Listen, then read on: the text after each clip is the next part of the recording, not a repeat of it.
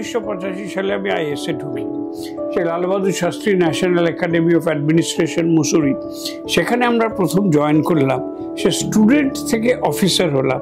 সে আমাদের কাগজপত্র দুলু বক্ষে এসে জয়েন করলাম, কাগজ টাগজ দেখানো, ভেরিফিকেশন করে, এবং যখন আমরা ক্যাম্পাসে ঢুকলাম তখন আমরা অফিসার ট্রেনি হয়ে ঢুকলাম।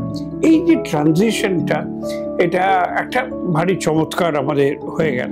তো স্যার, যেমন আমি একটু রিসার্চ করছিলাম যে আপনি হিটকোতেও ছিলেন, প্লাস ইকো পার্কটাকে আপনি অনেকটা হেল্প করেছেন গ্রো করার জন্য। তো আপনি যদি প্রথমে আমরা একটু হিটকোটার ব্যাপারে কথা বলবো, দেন আমরা আসবো ইকো পার্কের ব্যাপারে।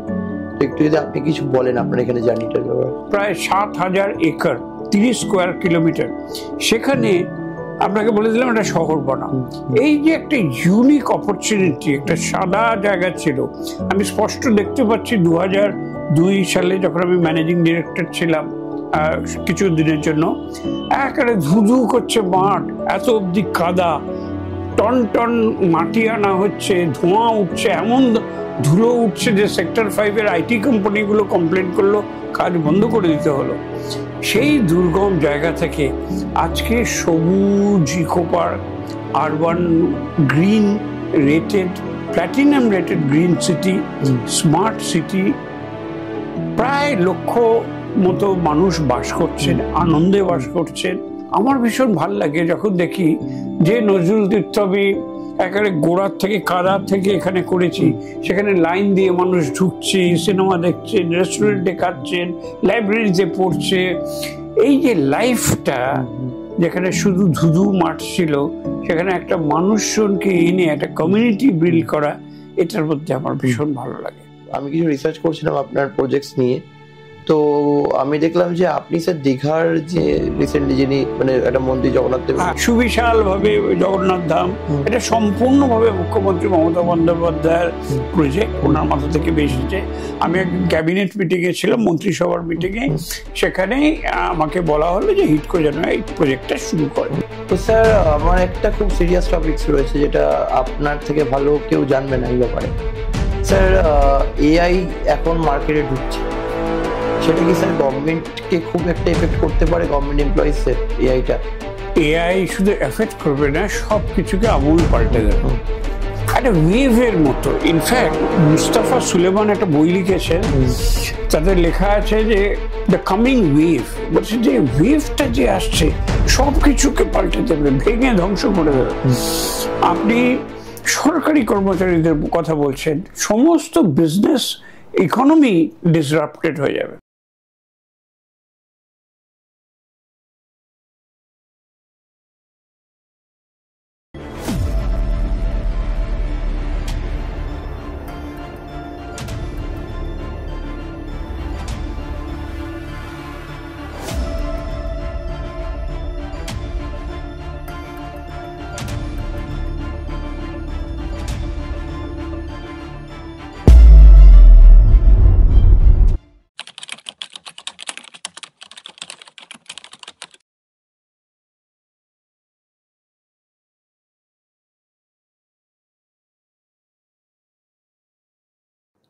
থ্যাংক ইউ স্যার আসার জন্য। একটা শর্ট নোটিসে আপনি এসেছেন, এটা আমাদের খুব ভালো লাগছে।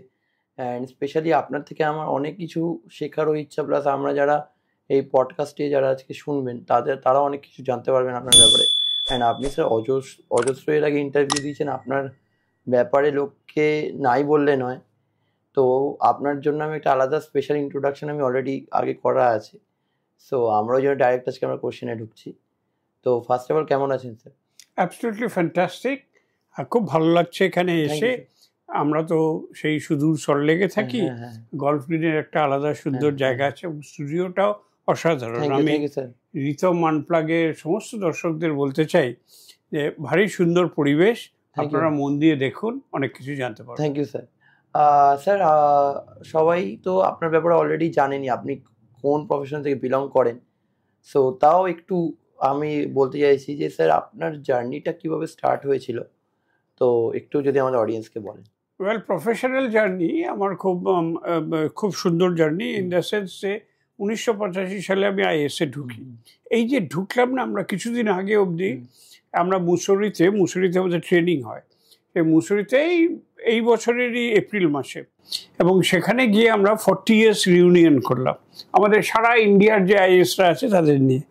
এবং সেখানে আমরা বসে রিকালেক্ট করছিলাম যে যেদিন আমরা ওই একটা সাদা রঙের একটা কাঠের ঘর আছে, সেটা এখনো আছে, অনেক কিছু চেঞ্জ হয়ে গেছে, সে Lal Bahadur Shastri national academy of administration Mussoorie, সেখানে আমরা প্রথম জয়েন করলাম। সে স্টুডেন্ট থেকে অফিসার হলাম, সে আমাদের কাগজপত্র দুরু দুরু বক্ষে এসে জয়েন করলাম, কাগজ টাগজ দেখানো, ভেরিফিকেশন করে, এবং যখন আমরা ক্যাম্পাসে ঢুকলাম তখন আমরা অফিসার ট্রেনি হয়ে ঢুকলাম। এই যে ট্রানজিশনটা, এটা একটা ভারী চমৎকার আমাদের হয়ে গেল। এবং সেই 1985 সালে আমাদের পরীক্ষা ছিল 1984-তে, এবং সেই 84-র পরীক্ষা আমার কলকাতা সেন্টার থেকে ছিল। আমি আগে ব্যাংকে কাজ করতাম, এবং তখন আমি দিল্লির কাছে মোদিনগর বলে একটা জায়গায় পোস্টেড ছিলাম। সে বছর সাংঘাতিক বৃষ্টি, অল ট্রেন ক্যান্সেল, পরের দিন আমার মেন্স পরীক্ষা।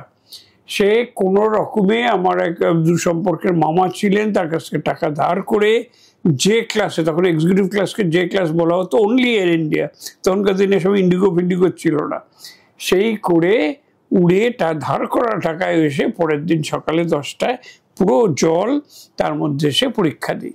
সে 84 সালে পরীক্ষা, 85 সালের ব্যাচ, আমরা যে বছর জয়েন করি সেটাকেই ব্যাচ বলে। তারপর বিভিন্ন জায়গায় বিভিন্ন পোস্টিংয়ে বিভিন্ন অভিজ্ঞতা সঞ্চয় করে আজকে আমরা রিউনিয়ন করছি। আমাদের সবাই, আমাদের ব্যাচের সবাই তাদের টার্ম পূরণ করেছেন, আজকে আমরা রিউনিয়ন করছি। ফিরে দেখলে অনেক কিছু, অনেক স্মৃতি, অনেক ভালো মনে হয়।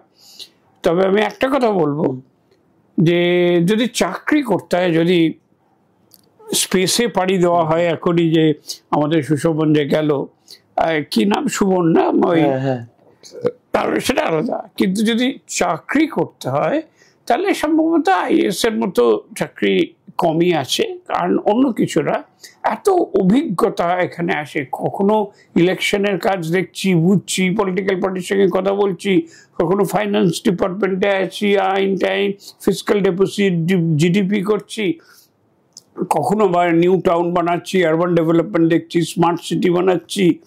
এই যে বিচিত্র অভিজ্ঞতা, আমার মনে হয় এটাই আমার জীবনের এবং কেরিয়ারের শ্রেষ্ঠ প্রাপ্তি। ওকে স্যার, আপনাকে তো এক্সাম প্রিপারেশনস নিতে হয়েছিল, কেমন স্যার? আপনাদের টাইমে তো আরো ডিফিকাল্ট একটা এক্সাম ছিল এটা, তো আপনার প্রিপারেশন কি ছিল স্যার এক্সামের জন্য?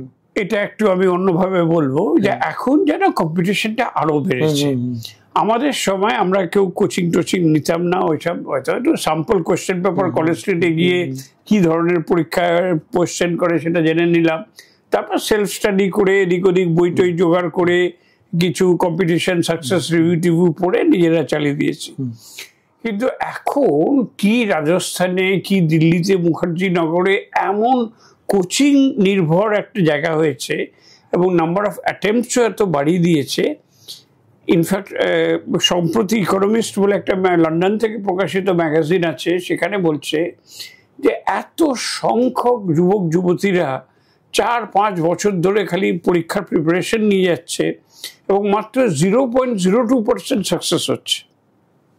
কারণ বাকি 99% মানুষ, লক্ষ লক্ষ যুবক যুবতী, তাদের কিন্তু হচ্ছে না। কোনো কোনো ইকোনমিস্ট মনে করছেন এটা বোধহয় একটা লস টু দ্য সোসাইটি, কারণ সেই সময়টা শুধু পড়াশোনা না করে, এটা তো অন্য ভবিষ্যতেও তার কোনো কাজে লাগবে না, মানে ভারতের ইতিহাস বা এই টাইপের যেগুলো পরীক্ষায় দেয়, তো এইটা ওরা প্রোডাক্টিভ গ্রুপে, বিজনেসে, অন্য চাকরিতে চলে গেলে হয়তো তারা অনেক উন্নতি করতে পারতো। কিন্তু উপায় নেই, এমন মানুষের ক্রেজ আজকাল। আপনার কথা সহজ উত্তর দিই, আমাদের সময় লাইফটা অনেক ইজি ছিল, আমাদের টিউশন না নিলেও চলতো। আমরা মোটামুটি, আমি তো ব্যাংকে চাকরি করতাম, করতে করতে ট্রেনিং নিতে নিতে অফ টাইমে পড়তাম, বেড়াতে যেতাম না, হয়তো পড়তাম, কিন্তু সেই ট্রেনিং ক্লাস, ব্যাংকের কাজ সবই ছিল।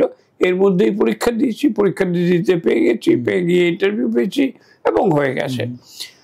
তো ডেফিনেটলি পড়াশোনা তো করতেই হয়। কারেন্ট অ্যাফেয়ার্স সম্বন্ধে এখন তো, তখন এত ইন্টারনেটের যুগ ছিল না, কোথায় ইন্টারনেট, সেটা অনেক পড়ে গেল।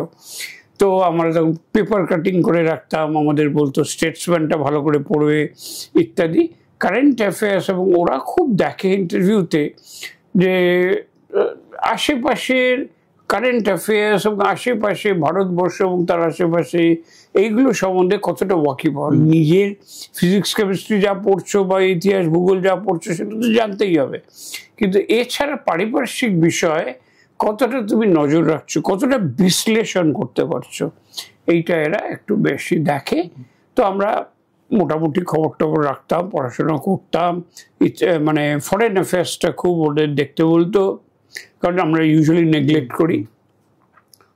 অনেক কাল পরে যখন আমি one of the senior most officers of the state government হলাম, তখন ইউপিএসসি বোর্ডে আমাদেরকে ডাকতো যে ইন্টারভিউ করার জন্য, মানে কোথাও ইন্টারভিউ দিয়ে ঢুকেছি দেশে ঢোলপুর হাউস দিল্লিতে, এবার ইন্টারভিউ নেওয়ার জন্য করতো। তো সেখানেও আবার অনেক কিছু জানলাম যে আজকালকার ছেলেমেয়েরা কীভাবে প্রিপেয়ার করে, কী ধরনের কোয়েশ্চেন হয়। খুব সুন্দর, আজকাল খুব কম্পিটিশনের যুগ বড্ড বেশি হয়ে গেছে।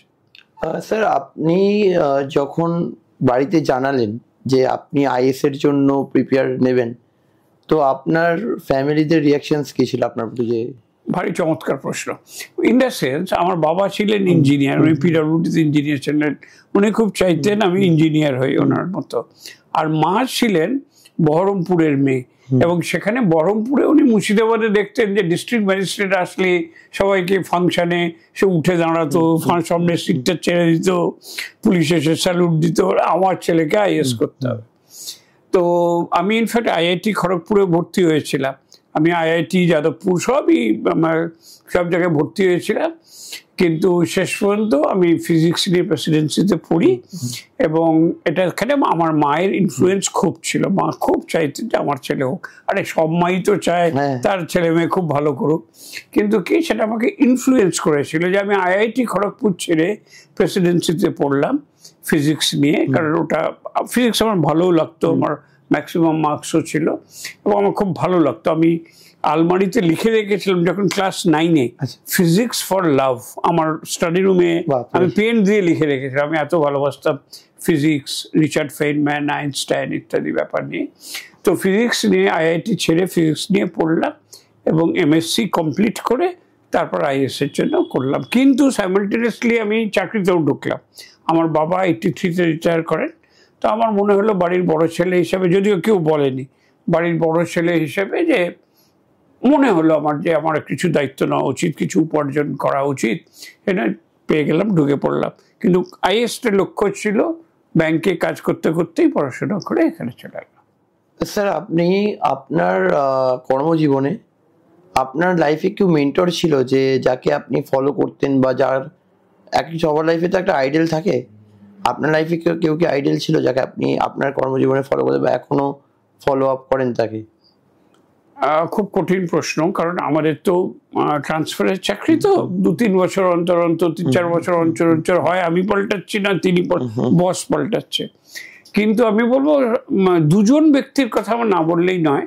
একজন হচ্ছে যখন আমি ফার্স্ট প্রবেশনার হয়ে, ট্রেনিং অফিসার হয়ে একটা জেলায় আমাদের দেয়, বুসরিতে থিওরি জায়গা পড়িয়ে তারপর ক্যাডার অ্যালটমেন্ট করে ওয়েস্ট বেঙ্গল দিল, তারপর আমাকে জলপাইগুড়ি জেলায় শেখার জন্য, তখনকার দিনে প্রফেশনাল বলতো, আজকালকার দিনে অফিসার ট্রেনি বলে।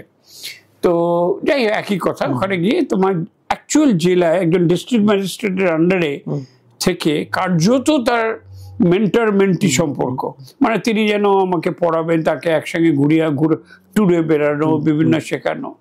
আমার মনে আছে কোনো একটা অনুষ্ঠানে, একটা কনফারেন্সে নর্থ বেঙ্গলের সমস্ত ডিস্ট্রিক্ট ম্যাজিস্ট্রেটদের ডাকা হয়েছে, কমিশনার যিনি আরো সিনিয়র, তিনি সবাইকে একটা রিভিউ মিটিং করবেন। তো অন্য জেলার একজন ডিএম এসছেন, আমি স্মার্টলি হাত বাড়িয়ে বললাম, sir how are you, I am Debashis. আমার যে ট্রেনিং ডিএম সুনীল মিত্র, উনি বললেন, ওরে বাবা তুমি তো কিছুই শেখনি দেখছি। বলে কি? বলে কখনো আগের থেকে সিনিয়রের কাছে হাত বাড়াবে না। হাত বন্ধন মানে হচ্ছে যে তুমি সমকক্ষ, তুমি জুনিয়রের মতো থাকো, সিনিয়র যদি হাত বাড়িয়ে দেন কর্মবর্ধনের জন্য তুমি বাড়াবে। তো এই টাইপের আদব কায়দা, একটা অন্য ডিফারেন্ট কালচার আইএস এর মধ্যে যেটা আছে। আমি প্রেসিডেন্সিতে কুর্তা পরে ঝোলা নিয়ে যা হয়, হাওয়াই চপ্পল পরে, হাওয়াই চপ্পলটা পরলো, স্ট্র্যাপ দেওয়া জুতো পরে ঘুরে বেড়াতাম। সেখানে টাই পরো, এই পরো, ফর্মাল ড্রেস করো, কি করে কাঁটা চামচ ইউজ করতে হয়, ফর্মালি করতে। আমার ভীষণ মজা লাগে যখন এই প্রবেশন পিরিয়ডেই কলকাতায় যখন সেক্রেটারি ট্রেনিং ছিল, নুরুল হাসান ছিলেন গভর্নর, এই মোটা ছিল, ওনার জন্য ডবল চেয়ারের ব্যবস্থা করতে হতো। তো সেই নুরুল হাসান বিরাট পণ্ডিত ব্যক্তি ছিলেন, ইতিহাসবিদ। তিনি আমাদের মতো প্রফেশনালদের, জুনিয়র অফিসারদের একদিন ডেকে খাওয়ালেন। সেই রাজভবনে জীবনে ঢুকিনি, বাইরে দিয়ে খালি ঘোরপাক খেয়েছি। সেই রাজভবনে ঢুকে সেই ঝলমলে বলরুমে বসে নুরুল হাসানের সঙ্গে এক টেবিলে বসে বিরিয়ানি খাওয়া, এইসব বিরল অভিজ্ঞতা মানে চিরকাল মনে থাকার মতো। তো স্যার আমরা গেলাম আপনার কেরিয়ারের আর্লি লাইফ বা কেরিয়ারের ইসে। তো এবার আমরা একটু ঢুকছি আপনার রিসেন্ট কিছু প্রজেক্টসের দিকে। তো স্যার যেমন আমি একটু রিসার্চ করছিলাম যে আপনি হিটকোতেও ছিলেন, প্লাস ইকো পার্কটাকে আপনি অনেকটা হেল্প করেছেন গ্রো করার জন্য। তো আপনি যদি প্রথমে আমরা একটু হিটকোটার ব্যাপারে কথা বলবো, দেন আমরা আসবো ইকো পার্কের ব্যাপারে। তো একটু যদি আপনি কিছু বলেন আপনার এখানে জার্নিটার ব্যাপারে। দেখুন, আমি দীর্ঘ দিন ধরে আরবান ডেভেলপমেন্ট সেক্রেটারি ছিলাম এবং হিটকোর চেয়ারম্যান ছিলাম 10 বছর এবং ম্যানেজিং ডিরেক্টর ছিলাম 14 বছর। তো একটা বিরাট সুযোগ আমি পেয়েছি একটা এককভাবে একটা প্রজেক্ট করার জন্য। অবশ্যই গভর্নমেন্ট এবং মমতা ব্যানার্জি আমাকে এখানে কাজ করার সুযোগ দিয়েছেন। বামফ্রন্টও 2 বছর কাজ করেছি এবং এদের সময় প্রায় 10 বছর 12 বছর আমাকে সুযোগ দিয়েছেন। এই জন্য আমি স্টেট গভর্নমেন্ট এবং চিফ মিনিস্টারের কাছে কৃতজ্ঞ। কিন্তু এই কাজের সুযোগটা আমাকে এত ভালো লেগেছে, কারণ হচ্ছে কি জানেন, আমরা প্রত্যেকে প্রায় জীবনে একটা করে বাড়ি তৈরি করি, যা হোক 2 কাঠা 2.5 কাঠা যা পাওয়া যায় একটা বাড়ি ডিজাইন করে, অনেকেই করেন, আজকাল ফ্ল্যাটও কিনছে অবশ্য। সেই ডিজাইন করলে আপনি দেখবেন যে কোথায় বাথরুমটা হবে, কোথায় দক্ষিণের ঘর হবে, কোথায় বাস্তু আছে, কোথায় কিচেন হবে, বেডরুম কটা চাই, তার সাইজ কি, এত ধরনের ডিসিশন পয়েন্ট থাকে। এবার আপনাকে একটা সাদা কাগজ দিয়ে দিলাম, প্রায় 7,000 একর, 30 স্কোয়ার কিলোমিটার, সেখানে আপনাকে বলে দিলাম একটা শহর বানাও। এই যে একটা ইউনিক অপরচুনিটি, একটা সাদা জায়গা ছিল। আমি স্পষ্ট দেখতে পাচ্ছি 2002 সালে যখন আমি ম্যানেজিং ডিরেক্টর ছিলাম কিছু দিনের জন্য, একেবারে ধুধু করছে মাঠ, এত অবধি কাদা, টন টন মাটি আনা হচ্ছে, ধোঁয়া উঠছে, এমন ধুলো উঠছে যে সেক্টর 5-এর আইটি কোম্পানিগুলো কমপ্লেন করলো, কাজ বন্ধ করে দিতে হলো। সেই দুর্গম জায়গা থেকে আজকে সবুজ eco park, urban green rated, platinum rated green city, smart city, প্রায় 1 লক্ষ মতো মানুষ বাস করছেন, আনন্দে বাস করছেন। অন্তত 47টা গ্রিন ভার্জ আছে, 480 একরের ইকো পার্ক আছে, ওয়াকিং স্পেসেস আছে, চিলড্রেন্স পার্ক আছে, অপু সংসার আছে পার্ক একটা, শঙ্কু পার্ক একটা আছে, সোনার কেল্লা পার্ক আছে, শিশুদের পার্ক আছে, সেন্সারি পার্ক মানে যারা বিশেষভাবে সক্ষম বাচ্চারা তাদের জন্য পার্ক আছে, বয়স্কদের তাজমহল ওটা ইয়ের জন্য আছে, তারপর হচ্ছে বয়স্কদের জন্য সিনিয়র্স পার্ক আছে, স্বপ্নভোর আছে, স্নেহদিয়া আছে। সবার জন্য একটা সুন্দর শহর করার মধ্যে যে স্যাটিসফ্যাকশন, এবং আসল স্যাটিসফ্যাকশনটা কোথায় জানেন, যখন মানুষজন সেগুলোকে ব্যবহার করছে। ধরুন ইট পাথর দিয়ে একটা জিনিস বানানোর মধ্যে খুব একটা কার্যকরিতা নেই। ইনফ্যাক্ট আপনাকে ভারতবর্ষের প্রেক্ষাপটে আমি বলি, অনেক কটা নতুন শহরই হচ্ছে, যেমন অমরাবতী হায়দ্রাবাদের কাছে, চন্দ্রবাবু নাইডুর ফেভারিট প্রজেক্ট। আরেকটা হচ্ছে যে আপনার নয়া রায়পুর, এইসব জায়গাতেও নতুন নতুন শহর হচ্ছে, কিন্তু সেখানে মানুষ বাস করছে না।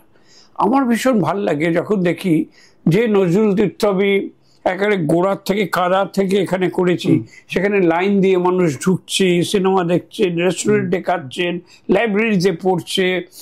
এই যে লাইফটা, যেখানে শুধু ধুধু মাঠ ছিল, সেখানে একটা মানুষজনকে এনে একটা কমিউনিটি বিল্ড করা, এটার মধ্যে আমার ভীষণ ভালো লাগে।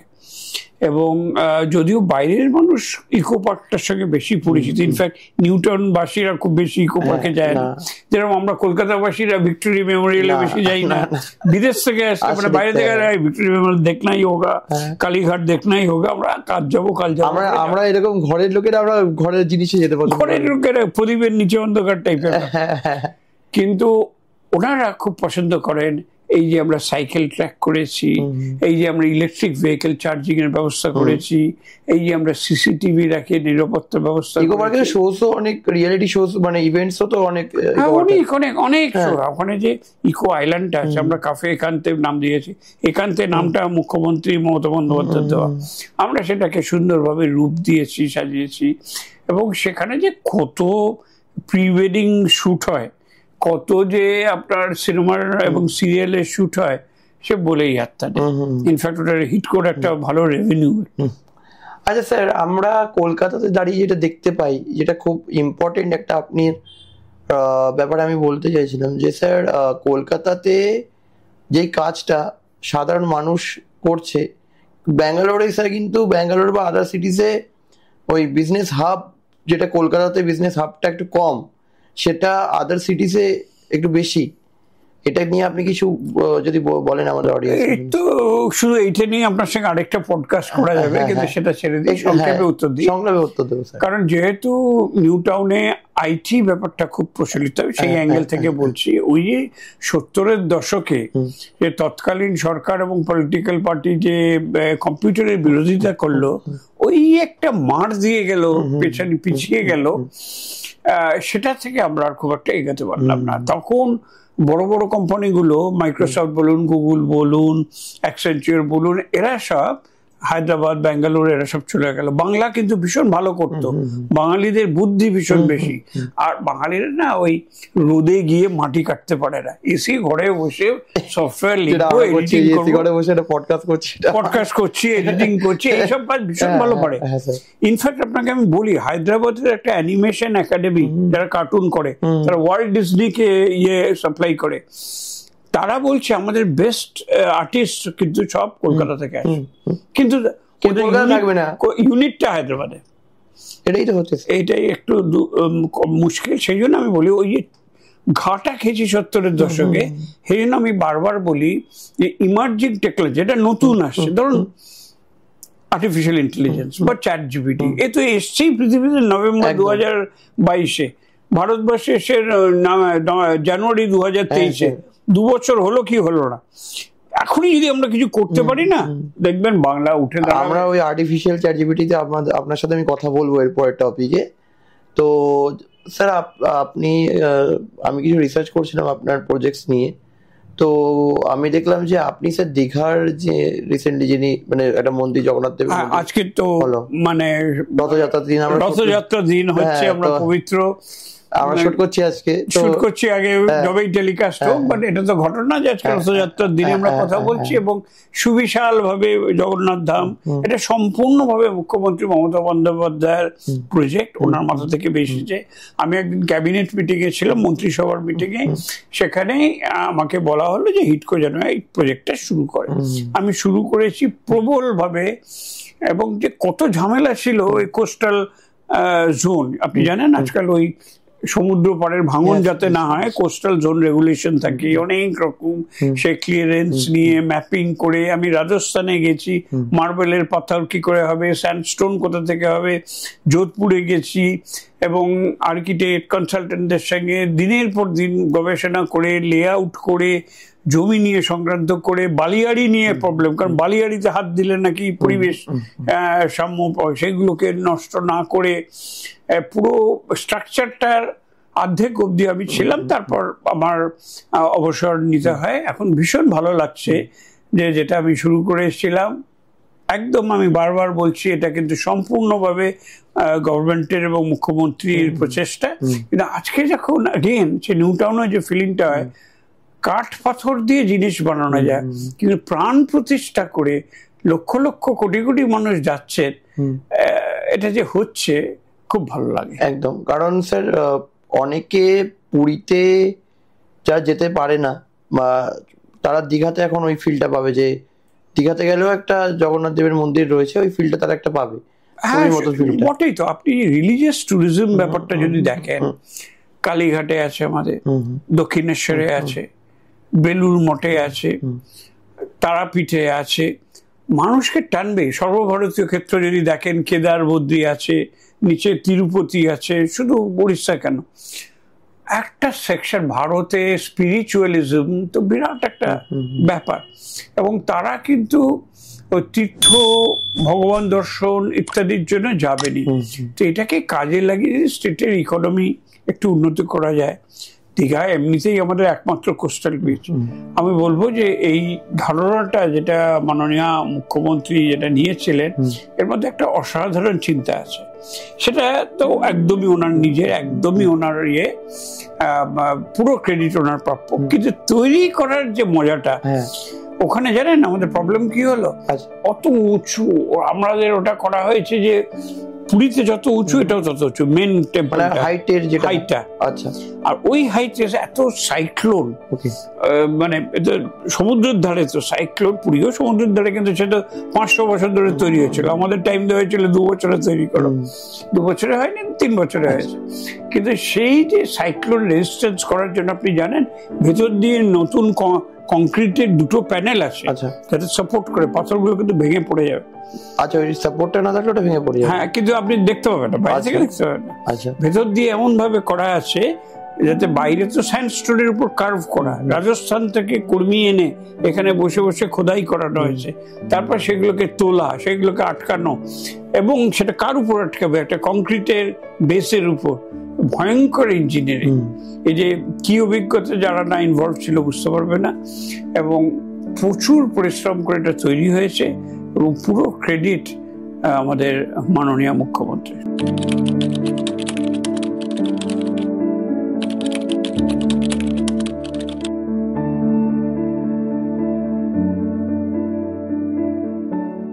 তো স্যার, আমরা তো ওটার ব্যাপারে, দীঘার ব্যাপারে জানলাম।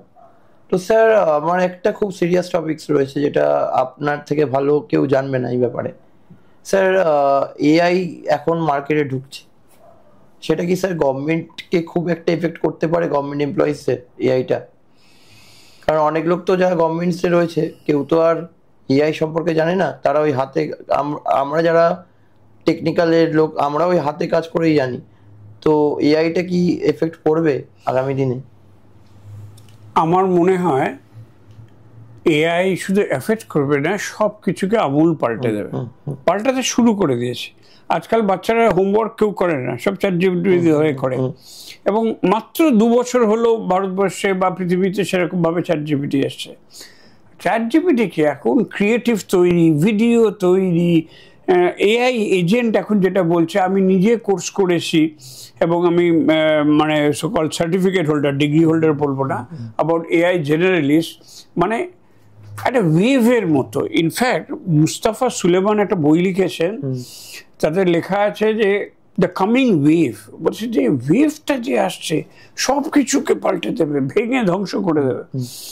আপনি সরকারি কর্মচারীদের কথা বলছেন, সমস্ত বিজনেস ইকোনমি ডিসরাপ্টেড হয়ে যাবে। আপনি বলবেন বাড়িয়ে বলছেন, বাড়িয়ে বলছি না।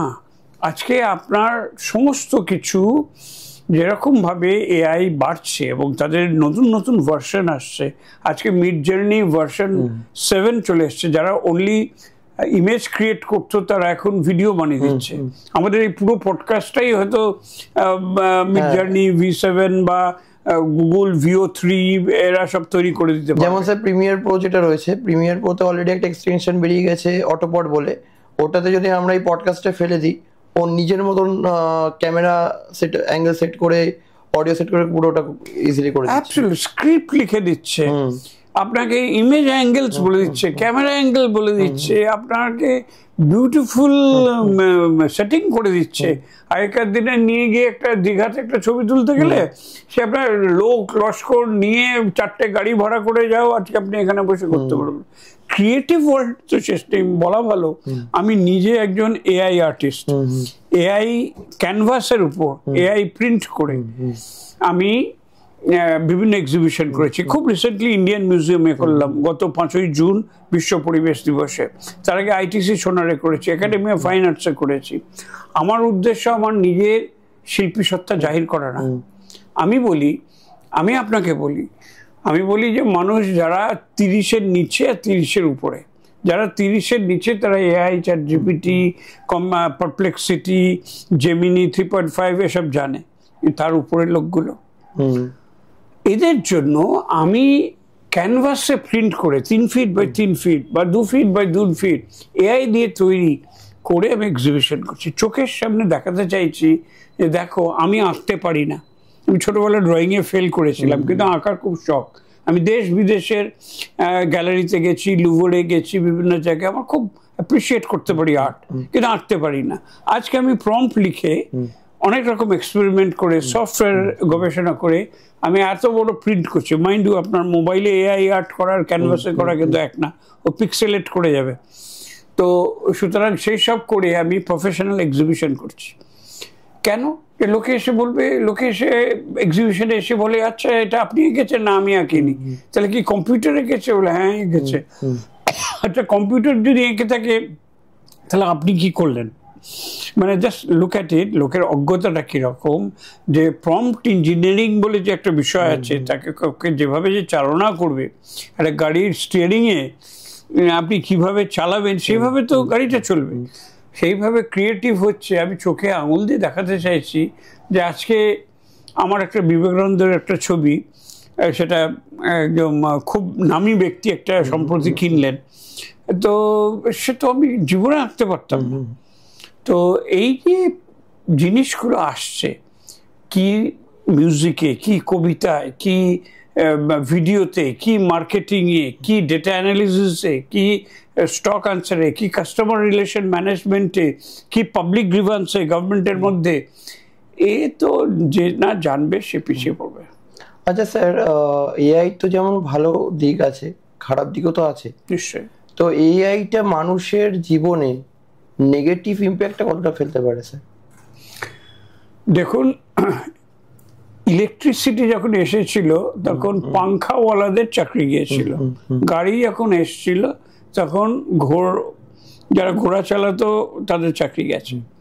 অনুরূপভাবে এআই যখন আসছে কিছু তো যাবেই। এখন যারা নর্মাল সফটওয়্যার করেন, যারা বিপিও করেন, এগুলো প্রায় সবই এআই নিয়ে নেবে। মানুষকে আরো ক্রিয়েটিভ জায়গায় যেতে হবে। স্বাস্থ্য, কেয়ারিং, সত্যিকারের ক্রিয়েটিভ জায়গা। কারণ এআই তো মানুষ যত কিছু ইন্টারনেটে দিচ্ছে, শেক্সপিয়ারের সমস্ত থেকে আরম্ভ করে সব কিছু 2-3 ঘন্টার মধ্যে পড়ে ফেলছে, এবং পড়ে ফেলে তার নির্যাস বার করে দিচ্ছে। এই জিনিস তো নেই।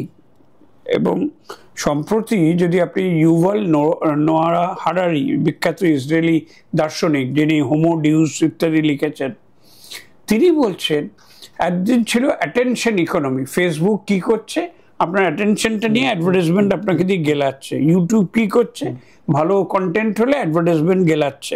Attention economy. এখন বলছে ইন্টিমেসি ইকোনমি আসছে। মানেটা কি, যে মানুষ কম্প্যানিয়ন হয়ে যাচ্ছে। এআই কম্প্যানিয়ন আপনার গার্লফ্রেন্ড বা বয়ফ্রেন্ড হয়ে যাচ্ছে, ইমোশনাল সাপোর্ট দিচ্ছে। এবং সেই অবস্থায় যাকে আপনি ট্রাস্ট করেন, সে যদি আপনাকে বলে নেক্সট ক্যামেরাটা আপনি প্যানাসোনিকেরই কিনুন, আমার মনে হয় এটা যে কি সাংঘাতিক ভাবে হোল মার্কেটিং ওয়ার্ল্ড এবং হোল ওয়ার্ল্ডকে চেঞ্জ করে দেবে, এটা ভাবা যাচ্ছে না।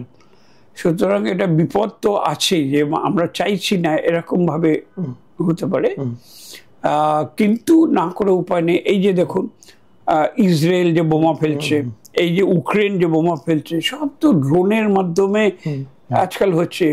লেটেস্ট যে ইউক্রেন করলো, একটা লরি থেকে 400 কিলোমিটার ভেতরে হঠাৎ করে ড্রোনগুলো উড়ে গিয়ে সমস্ত রাশিয়ান এয়ারক্রাফটকে বোমা ফেলে। এখন তো স্যার যুদ্ধ করতে গেলে স্যার ওয়েপন দরকারই হচ্ছে না, এখন সাইবার অ্যাটাক হয়ে যাচ্ছে, সাইবার অ্যাটাকও হচ্ছে। সেটা আরেকটা ভেরি ইম্পর্টেন্ট।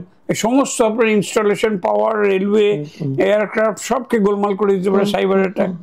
সে সাইবার অ্যাটাকটা ভাইরাস, সাইবার অ্যাটাক, সেটা একটা জিনিস। আর এআই এর মাধ্যমে আপনি প্রত্যক্ষ ফাইটার প্লেনে মানুষকে বিবৃত না করে আপনি অন্য জায়গায় পাঠাচ্ছেন। আমাদের সিঁদুরেও অপারেশন যেটা হলো ড্রোন দিয়ে পাকিস্তানি অনেক বানাচ্ছে, একটা মানুষও যায়নি। সুতরাং ওয়ার্ল্ড ইজ চেঞ্জিং। কি ওয়ারে বলুন, যুদ্ধে বলুন, কি সিকিউরিটিতে বলুন, কি ক্রিয়েটিভ ওয়ার্ল্ডে বলুন, কি ডেটা অ্যানালিসিসে বলুন, কি স্টক মার্কেটে বলুন, আপনি স্টক মার্কেটে কি হবে সবার আগে ও বুঝে ফেলে আপনাকে লেটেস্ট রেকমেন্ডেশন দিয়ে দিচ্ছে। যেমন স্যার একটা এআই এর মানে ChatGPT একটা ভয়েস ওভার বেরিয়েছে, যে যদি সাপোজ আমি আপনার ব্যাপারে আমি আজ করলাম যে স্যারের ব্যাপারে কিছু, দেবাশিস হু ইজ দেবাশিস সেন, তো তার ব্যাপারে যদি কিছু বলো, ও আমাকে পুরো একটা ভয়েস দিয়ে দেবে যে এই he is an IAS officer, পুরো প্রোফাইল দিয়ে দেবে, পুরো প্রোফাইল দিয়ে দেবে। তো পুরো মানে যারা কন্টেন্ট রাইটার হয় বা যারা ইঞ্জিনিয়ার্স আছে, সফটওয়্যার ইঞ্জিনিয়ার, তাদের জন্য খুবই একটা কিন্তু স্যার আগামী দিনে চাপ হবে। আমি একটা ইয়েস ভেরি ট্রু, কিন্তু আমি যেটা খুব তীব্রভাবে মনে করি সেটা হচ্ছে ওদের একটাই ড্রব্যাক, সেটাকে বলে হ্যালুসিনেশন। মানে কি, মাঝে মাঝে ভুলভাল উত্তর দিতে, কাজে একটা মানুষকে কন্ট্রোল করতে হবে। ওই লেখাটা নিয়ে আপনি ব্লাইন্ডলি চালিয়ে দিতে পারবেন না, আপনি কিন্তু মানুষ হিসেবে আপনাকে পুরোটা পড়ে দেখতে হবে। যাই দিক, আমার প্রোফাইল দিক, হয়তো লিখে দিয়েছে দেখবেন হি ওয়াজ দ্য প্রাইম মিনিস্টার, ভুল করে লিখে দিয়েছে, সেটা হ্যালুসিনেশন এফেক্ট। সুতরাং মানুষকে এআই কে ইউজ করে আরো উচ্চতর জায়গায় যেতে হবে, হাউ টু ইউজ এআই, এবং শুধু এআই কিছু পারবে না। তো স্যার যেটা আমরা কথা বলছিলাম লাইক ChatGPT-টা নিয়ে, যেটা আমরা বলছিলাম যে সাপোজ যদি আপনার ব্যাপারে আমি আস্ক করি, তো ChatGPT পুরোটা দিয়ে দেবে, সেটা একটু অডিয়েন্সকে দেখাতে চাইছি, ঠিক আছে? তো যেমন লিখছি write an information about an ex-IAS officer Debashis Sen. ঠিক এই জিনিসটাই স্যার আপনাকে আমি বলছিলাম যে পুরো স্যারের ব্যাপারে ছবিও দিয়ে দিয়েছে। যদি ক্যামেরাতে ফোকাস হয় আমি দেখাচ্ছি, আপনার education training plus career and administrative ব্যাপারটা পুরোটা রয়েছে একদম ডিটেলস অনুযায়ী।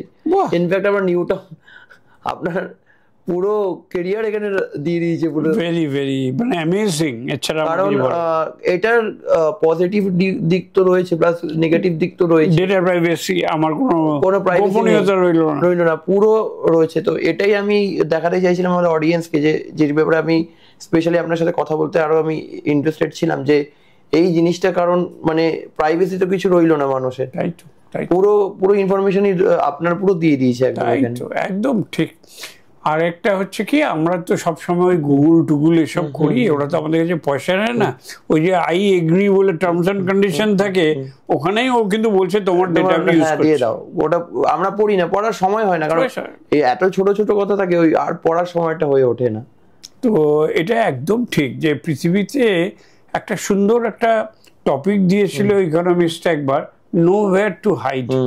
আপনি লুকানোর জায়গা আর নেই, হয় সিসিটিভি নয় ChatGPT আপনার সমস্ত কিছু খুঁজে বার করে দেবে। তো স্যার আমরা এখন একটু শেষের মুহূর্তে আমরা আসছি। তো স্যার আপনি তো এখন রিটায়ার্ড লাইফ কাটাচ্ছেন, তো কেমন কাটছে স্যার রিটায়ারমেন্ট? প্রথমত এটা রিটায়ার্ড লাইফ আমি মনে করি না, এটা হচ্ছে second innings, a different way of looking at life. আপনি যদি সেভাবে ভাবেন আমরা পৃথিবীতে কি করছি, কাজ করছি, প্রথম জীবনে পড়াশোনা করছি যাতে ভালো চাকরি বা বিজনেস বা কিছু একটা করতে পারি, তবে সারা জীবন আপনি করছেন আরো উন্নত হওয়ার জন্য, আরো ভালো হওয়ার জন্য, আরো টাকা জমানোর জন্য। তারপর একটা সময় তাকে বলেন যে এবার তুমি লাইফটাকে এনজয় করো। তো I really think that this second innings, যেটা আমরা বলি যে ফার্স্ট ইনিংসের পর সেকেন্ড ইনিংস, এটা একটা নতুন দিক খুলে গেছে। আমি এই সময় একটা প্রধান কাজ যেটা করছি, যেটা আমি খানিকটা আগে ছুঁয়ে গেছি অন্য প্রসঙ্গে, সেটা হচ্ছে আমি এখন ছবি আঁকছি বললি না, ছবি ক্রিয়েট করছি। ছবি প্রফেশনালি ক্রিয়েট করছি, প্রফেশনাল এক্সিবিশন করছি, এবং সেই এক্সিবিশনের মাধ্যমে আমি আর্ট ওয়ার্ক, এই ছবিটা আমার ড্রয়িং রুমে, আমার হোটেলের লাউঞ্জে, আমার বেডরুমে, আমার ড্রয়িং রুমে লাগানোর আমি উপযুক্ত করে তুলছি। এটা আমার খুব ভালো লাগে, ঘন্টার পর ঘন্টা আমার এখানে চলে যায়, এবং এইটা আমার একটা বড় টাইম আমার নিচ্ছে। সেকেন্ড হচ্ছে কি, বহু স্টার্ট আপ আমার কাছে আসেন এবং তারা একটু গাইডেন্স চান, যেহেতু গভর্নমেন্ট ফাংশনিংটা আফটার অল 35 বছর আইএএসে ছিলাম, সরকার কিভাবে ফাংশন করেন খুব ভালোভাবেই যায়। অনেকেই ভাবে একটু স্যার বলে দিন না আমার সাপ্লাইটা নিয়ে এইভাবে গভর্নমেন্ট কাজ করে না, সেখানে প্রকিউরমেন্ট রুল আছে, টেন্ডার আছে, অনেক কিছু আছে। এই একটু আগে আপনি জিজ্ঞেস করছিলেন অফলাইনে যে আমার ইভেন্টটা কেন ইকো পার্কে দিল, আরে বাবা 31শে ডিসেম্বর ওখানে তিল ধারণের জায়গা থাকবে না, আপনাকে কোনো মতে দেবে না, কারণ ওখানে স্ট্যাম্পিড হয়ে যাবে, মানুষের মৃত্যু হয়ে যাবে ওখানে যদি সার্কুলেটিং স্পেস না থাকে। এইগুলো হচ্ছে সরকারের চিন্তা, সুতরাং সের জন্য অনেকে মেন্টর হিসেবে আসে। এছাড়াও আমি কিছু কোম্পানিকে মধ্যে অ্যাডামাস, পিএলএস ইত্যাদি কয়েকটা জায়গায় আমি আছি অ্যাজ অ্যান অ্যাডভাইসার মোস্টলি। এছাড়া রামকৃষ্ণ মিশনে আমি আছি, অনারারি ভলান্টারি সার্ভিস সপ্তাহে একদিন করে দিই বিবেক তীর্থে, নিউ টাউনের মধ্যেই। আর এখন আমি একটা চেষ্টা করছি যে যদি একটা মাইন্ড জিম করা যায়। মাইন্ড জিম স্যার, এটা একটু মাইন্ড জিম মানে হচ্ছে, জিম তো আমরা সবাই জানি লোকে ডাম্বেল ভাঁজে, কেন ভাঁজে আপনি আমায় বলুন? বডি ফিটনেস রাখা, বডি ফিট রাখার জন্য। Absolutely fantastic. How about the mind? আপনার মাইন্ডেরও কিন্তু কগনিটিভ ডিক্লাইন হয়, সুতরাং সেটাকে করার জন্য কিন্তু এখনো কনসিয়াসনেস নেই। ওয়েস্টার্ন কান্ট্রিজে কিন্তু খুব চলে আসছে, কারণ ওদের লাইফ স্প্যান তো বড় হয়ে গেছে, মানুষ এখন 80-85 অব্দি 90 অব্দি সহজেই বেঁচে যাচ্ছে, কিন্তু কগনিটিভ ডিক্লাইন হচ্ছে। চেনা লোককে চিনতে পারছে না, মনে রাখতে পারছে না, নিজের বাড়ি কোনটা বুঝতে পারছে না, খুবই দুঃখের। এইটা যাতে না হয় সেই জন্য সুস্থভাবে বাঁচতে গেলে ব্রেনটাকে ঠিক রাখতে হবে, তাহলে ব্রেনটাকেও এক্সারসাইজ করা একদম। এইটার উপরও আমি 2-3 জনের সঙ্গে কথা বলছি, কনসেপ্ট রেডি করছি, কথা বলছি। সেখানে যারা বলছে যে প্রথমত ব্রেনটাকে ইউজ করো। আমি যেমন ফ্রেঞ্চ শিখছি, আপনি জিজ্ঞেস করলেন না কী করছেন অবসর সময়। আমি ফ্রান্সে 1 বছর ট্রেনিংয়ের জন্য ছিলাম, সেখান থেকে আমার ডিপ্লোমাও আছে, কিছু শিখেছিলাম। অনভ্যাসের চর্চায় খারাপ হয়ে যাচ্ছে। এখন এআই দেওয়া একটা ট্রেনার অ্যাপ নিয়েছি, তার সঙ্গে আমি ওর সঙ্গে কথা বলছি আমার ভাঙা ফ্রেঞ্চে। আর বলে যে নতুন ল্যাঙ্গুয়েজ শিখলে, নতুন মিউজিক শিখলে ব্রেনের নতুন নতুন এরিয়া গজে ওঠে। একদম একদম। So one of the things I am doing is learning a new language, learning how to do art, and also advising a few companies. Sir, একদম আমরা শেষের পথে। একটা ছোট্ট মেসেজ, যে আপনি যারা আমাদের মতন ইয়াংস্টার যারা রয়েছে, যারা সিভিল সার্ভিস এক্সাম দিতে চায় বা পরবর্তীকালে যারা বড় কিছু করতে চায়, সো তাদের মেয়ে বা ছেলে, তাদের জন্য আপনি অ্যাডভাইস কি দিতে চান? একদম, আমি এই মাইন্ড জিম করতে করতেই রিসার্চ করে পড়াশোনা করে যেটা আমি দেখতে পাচ্ছি, 4টে ছোট্ট অ্যাডভাইস আমি আপনার চ্যানেলের যারা দেখছেন, বিশেষত ইয়াংরা, তাদের জন্য আমি বলবো। একটা হচ্ছে স্লিপ ওয়েল, ভালো করে ঘুমুন। ওটা আমরা ঘুমাই না রাত্রিবেলায়, ওইটা চলবে না। আর ঠিক টাইমে ঘুমাতে যেতে হবে, ঠিক টাইমে উঠতে হবে। এই পডকাস্টার মা বাবা দেখলে আমার খুব ভালো বলবে যে আমি 10টা-12টার সময় রাত্রিবেলায় ওই বাবু শোনা না করে ঘুমাতে যাওয়াটা বেটার অপশন বলবে। কিন্তু আপনি যদি প্রোডাক্টিভ হতে চান, বডিটা তো সেই সূর্যাস্ত সূর্যোদয়ের সময় গুহ মানবের সময় থেকে তৈরি হয়েছে। প্রথম এবং খুব সিরিয়াস রিসার্চের পর আমি আপনাকে বলছি যে কারেক্ট নিরুপদ্রব 8 ঘন্টা ঘুমানো। প্রথমটা খুব সহজ দিলাম, আপনি ঘুমাতে বলছি। আপনি জীবনে সাকসিড করতে চান, ভালো করে ঘুমান, কিন্তু ফিক্সড টাইমে নিরবিচ্ছিন্ন, ওই 1 ঘন্টা ঘুমিয়ে উঠে আবার 1 ঘন্টা ঘুমিয়ে কিছু নয়। 2 হচ্ছে এক্সারসাইজ করো। এই যে কি উপকার, কি ব্রেনের, কি পেশির, কি অন্য জায়গায়। এক্সারসাইজ করো, এমনি কাউচে বসে পায়ের উপর পা তুলে টিভি দেখা বা ক্রিকেট দেখা বা ভিডিও গেমস খেললে হবে না। এক্সারসাইজ করো অ্যাটলিস্ট 1 ঘন্টা এভরিডে। এক্সারসাইজ রানিং হতে পারে, জগিং হতে পারে, জিমে যাওয়া হতে পারে, কিন্তু করা দরকার। 3 নম্বর হচ্ছে ইট লেস, কম খাও। আপনি যদি একদম দুগ্ধবর্ষ মানে 13 বছর বা 18 বছরের বেশি হন, আমরা যা খাই অত খাওয়ার দরকার হয়। সব ফ্যাট হচ্ছে, মেটাবলিজম উইক করে দিচ্ছে, বিশেষভাবে বলছে ব্যালেন্স খাবার তো আমি বলছি না, নিশ্চয়ই তাই করা উচিত, কিন্তু কম খাও আমি বলছি। আমাকে এক শুভানন্দী হেলিকপ্টার পাইলট বলেছিলেন কি, ক্যাপ্টেন রুদ্র আপনি তো কিছুই খাচ্ছেন না দেখছি, আমরা একসঙ্গে কোথাও বেড়াতে গেছি, মানে ট্যুরে গেছি, বলছে ইট লেস টু ইট মোর। আপনি যদি এখন থেকে কম কম খান তাহলে অনেক দিন বাঁচবেন সুস্থভাবে, আলটিমেটলি আপনি বেশি খাবেন। সো থার্ড অ্যাডভাইস হচ্ছে eat less unless you are growing child, তাই না হলে কম খান। অ্যান্ড দ্য লাস্ট চারটে মাত্র আমি কথা বলবো। লাস্ট ওয়ান হচ্ছে ওয়ার্ক হার্ড, এর কোনো বিকল্প নেই। ম্যালকম গ্ল্যাডওয়েল বলেছেন 10,000 ঘন্টা একটা বিষয়ে কাজ না করলে কেউ এক্সপার্ট হয় না। You have to work hard, নিজের কাছে নিজে থাকুন। আপনার মাস্টারমশাই বলছে বলে নয়, আপনি নিজের কাছে নিজে দায়বদ্ধ থাকুন। 8 ঘন্টা ঘুমানোর পর যে 16 ঘন্টা বেঁচে থাকলো, 16 ঘন্টার মধ্যে 14 ঘন্টা আপনি একদম জান প্রাণ দিয়ে আপনি যা কাজ করছেন, পডকাস্ট করছেন তো করছেন, যা কাজ করছেন, you have to work hard, তা নাহলে জীবন। কিন্তু এই চারটেকে নিয়ে শুধু পরিশ্রম করো তাহলেই তোমার জীবনে উন্নতি, এরকম কথা আমি বলছি না। এই চারটেকে নিয়ে eat less, sleep well, exercise well, work hard, এই চারটে ফর্মুলা আপনি নিজের জীবনে নিন। আমি বলছি, আমি আপনাকে গ্যারান্টি দিচ্ছি যে আপনি, আপনার চ্যানেল যে শ্রোতা আছে, you shall succeed in life. একদম স্যার, আপনার কথাগুলো আমিও তো মাথায় রাখবো, আমার শ্রোতারাও মাথায় রাখবে। তো স্যার থ্যাংক ইউ আসার জন্য। আজকে আমরা অনেক কিছু কভার আপ করতে পারিনি, কারণ প্রশ্ন অনেক ছিল আমার মাথার মধ্যে, কিন্তু আমি ভাবলাম যে না, সবকটা একটা পডকাস্টে করবো না, আপনাকে আবার আমরা একটা পুনরায় এপিসোডে ডাকবো। তো থ্যাংক ইউ স্যার আসার জন্য। আমরা খুব লাকি আপনাকে আমরা পেয়েছি, অ্যান্ড আমরা ফিউচারে আরও আপনার সাথে কাজ করার প্ল্যানিং আমরা করব। তো থ্যাংক ইউ স্যার আসার জন্য। আমারও খুব ভালো লাগলো এই চ্যানেলে এসে, এবং নতুন চ্যানেল, আমি মনে প্রাণে চাই এটা যাদেরকে কেটার করছে তাদের কাজে যেন লাগে, এবং রিথম আনপ্লাগড যেন সত্যি সত্যি আনপ্লাগড হয়। Thank you sir, thank you sir.